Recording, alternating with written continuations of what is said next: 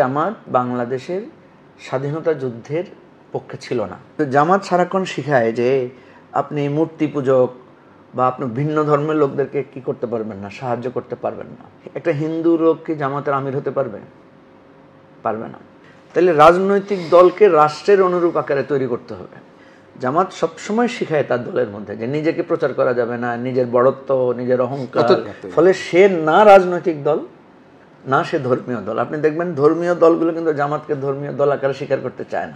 নারীদের সাথে একসাথে বসা দলের পরিমণ্ডলে না জায়েজ, কিন্তু রাজনৈতিক পরিমণ্ডলে জায়েজ। দলের পরিমণ্ডলে ভোট চাওয়া না জায়েজ, কিন্তু রাজনৈতিক পরিমণ্ডলে আমার ভোট চাওয়া জায়েজ। তো আপনি যখন দল করবেন তাহলে আপনার দলে একজন খ্রিস্টান থাকতে পারবে না কেন? একজন হিন্দু আপনার দলের নেতা হতে পারবে না। আমার রাজনৈতিক জীবন খুব বর্ণাঢ্য, এটা বলা যাবে না, কারণ আমি আসলে একজন রাজনৈতিক কর্মী হিসেবে। আমরা ফ্যামিলিগতভাবেই একটা পলিটিক্যাল ফ্যামিলিতে বড় হয়েছি, কালচারাল পলিটিক্যাল ফ্যামিলিতে। আমি 2019 সালে আমি যখন জামাতের ঢাকা সিটির শুরা মেম্বার ছিলাম, এর আগে আমি সেন্ট্রাল শুরার মেম্বার ছিলাম।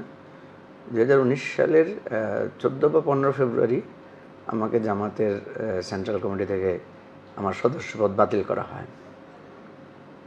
তো বাতিল করার কারণ ছিল যে আমি ব্যক্তিগতভাবে এবং আরও দুই একজন, ব্যারিস্টার রাজ্জাক সাহেব আছেন, আমরা জামাতে কিছু সংস্কারের বিষয়ে আমরা আলোচনা তুলেছিলাম। তো সেই আলাপ তোলাকে জামাতের পক্ষ থেকে সেটাকে খুব ভালোভাবে গ্রহণ করা হয়নি। মনে করা হয়েছে যে এটা একটা সাংগঠনিক শৃঙ্খলা বিরোধী কাজ, জামাতকে ভাঙার কোনো একটা প্রকল্প কিনা বা প্রজেক্ট কিনা, এই ধরনের ভিন্নভাবে সেটাকে মিন করা হয়েছে। তো এইটাকে কেন্দ্র করে ব্যারিস্টার রাজ্জাক সাহেব উনি জামাত থেকে রিজাইন করলেন। উনি যেদিন রিজাইন করলেন সেদিন উনি বিবিসিতে একটা সাক্ষাৎকার দিয়েছেন। প্রথম আলোতে আমার একটা বড় সাক্ষাৎকার ছাপানো হয়েছে।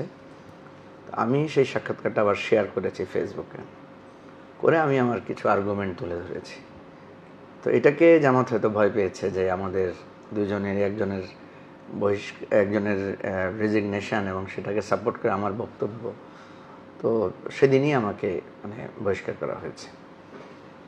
তো জামাতের একটা সিস্টেম হচ্ছে, কাউকে যদি তার সদস্যপদ বাতিল করা হয় তিনি আবার সদস্যপদ ফিরে পাওয়ার জন্য চেষ্টা করেন। আমি আর সদস্যপদ ফিরে পাওয়ার জন্য চেষ্টা করিনি। আমি চিন্তা করেছি যে আমরা জামাতের যে সংস্কারের চেষ্টাটা করেছিলাম এ দ্বারা প্রমাণিত হয় যে জামাত তার সংস্কারটা চায় না।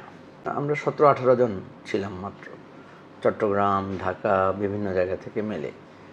আমরা হোটেল 71, যেটা এখন বিজয়নগরে, হোটেল 71-এ একটা প্রেস কনফারেন্স করলাম, করে সেখানে